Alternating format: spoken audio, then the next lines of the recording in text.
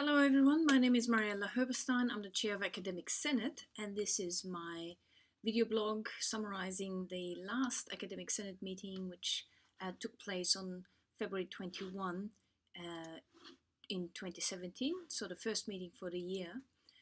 So this is probably my fourth or fifth video blog summarizing Senate meetings. In the past, I stuck fairly stringently to the structure of the agenda. For this video blog, I'm going to try just perhaps pull out maybe some of the items that may be most interesting to you rather than go through every single agenda item. In any case, the full minutes will be available for you on the Senate webpage. The URL is below, as well as the summary of all resolution. It's called Senate in Brief, again at the same URL below, and there you can very quickly catch up on all the resolutions that we're taking at Senate. So from my report to Senate, I particularly noted that we ran an induction session for the new senators. The idea of the induction session was to familiarize the new senators with the governance model at Macquarie University.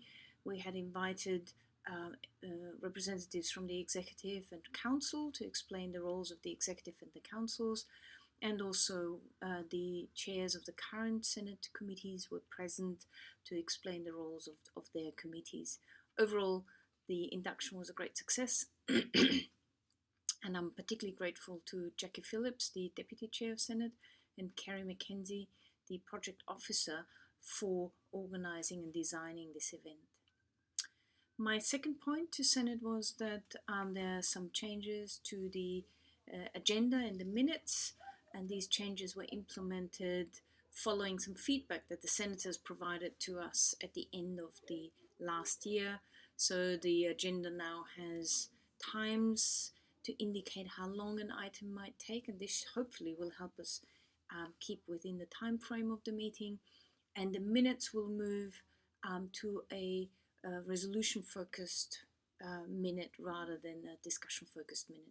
So also, hopefully the minutes will be a little bit shorter and more succinct. The Vice-Chancellor's update, I'd like to highlight a couple of items that the Vice-Chancellor raised. In terms of staffing, there are a number of changes. First of all, the Deputy Vice-Chancellor, Students and Registrar, Deirdre Anderson, is leaving the university at the end of April. The Vice-Chancellor thanked her for her extraordinary contributions. The current interim Deputy Vice-Chancellor, Kevin Jamieson, will stay in this role until the end of 2017. And with the departure of the Deputy Vice-Chancellor, Student and Registrar, the Vice-Chancellor mentioned there's an opportunity for combining all student administration portfolios under one portfolio. So there's more news to come in this department.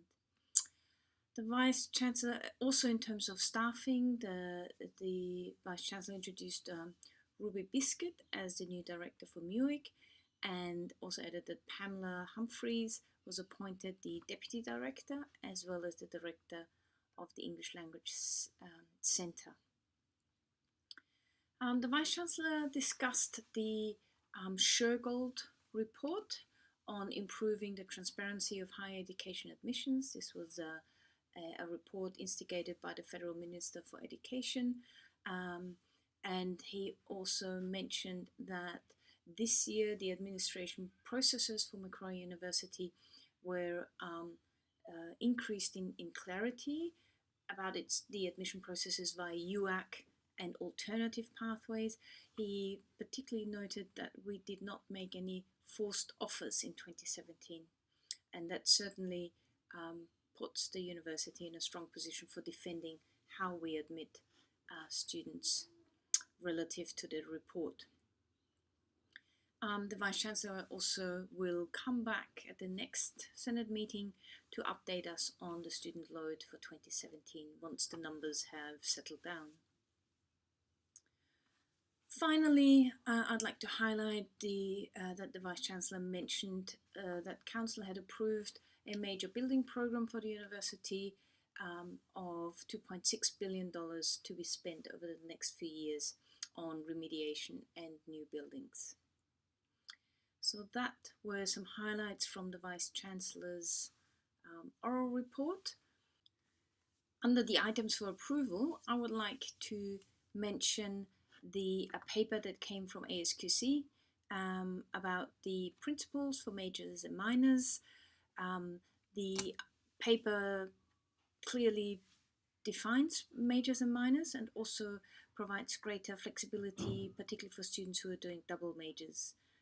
Pamela Coutts, the chair of ASQC, went through the paper for Senate, and Senate unanimously approved this paper. Under the items of discussion, I'd like to highlight the Academic Senate 2017 projects and priorities. I presented to Senate a table which summarized the projects that we are either continuing from 2017 or embarking anew from 2017 onwards. The items are presented a prioritization of the potential projects for Senate and ask Senate to approve not just the project in principle but also the prioritization. So the table you can see on the screen now, we have under the high priority classification, we have a model for shared responsibility of academic governance between Senate and the faculty boards. Also high priority is the purpose and composition of Academic Senate. The Academic Integrity Framework project, also one of the high priorities for Academic Senate in 2017, as is the Program Review Framework, which has already commenced. A medium priority project is the eligibility and selection criteria for the University Medal and the recognition of student representation at the university. Another medium priority project is the Policy Review Working Party project. And finally, a review of the quality assurance and quality enhancement policy and processes. Some other projects were suggested to Senate at the end of at the end of 2016, and of that program design, which is falls under the portfolio of the Deputy Vice Chancellor, Academic and Academic Senate, which interacts with the program review project. So that summarizes the projects for 2017 that Senate will embark on, and it also summarizes the prioritization for Senate for delivering those projects. And I asked members of Senate to support the prioritization of the projects, which they did unanimously. The other point of under discussion that I would like to bring to you is an update by the new Executive Dean for the Faculty of Business and Economics, Steve Brammer, on the alignment between the MGSM and the Faculty of Business and Economics. Following this move, following the alignment, it also required a number of resolutions for the membership of Senate and the membership of Senate committees, which were all approved by Senate. Finally, I presented a proposal to Senate for the project of shared governance between shared responsibility of academic governance between Senate and the faculty boards. What I proposed was to establish a steering group consisting of the Deputy Vice Chancellor Academic, the Chair of Academic Senate, the Executive Deans, and elected members from Senate that oversee the overall direction of this project, while the details of how shared governance might look like between Senate and faculty boards would be accomplished by a working party. I presented that model to Senate and asked senators to support this model, which they did unanimously. And those are really the items that I'd like to highlight to you today. The next meeting of Academic Senate will be held on Tuesday, the 11th of April.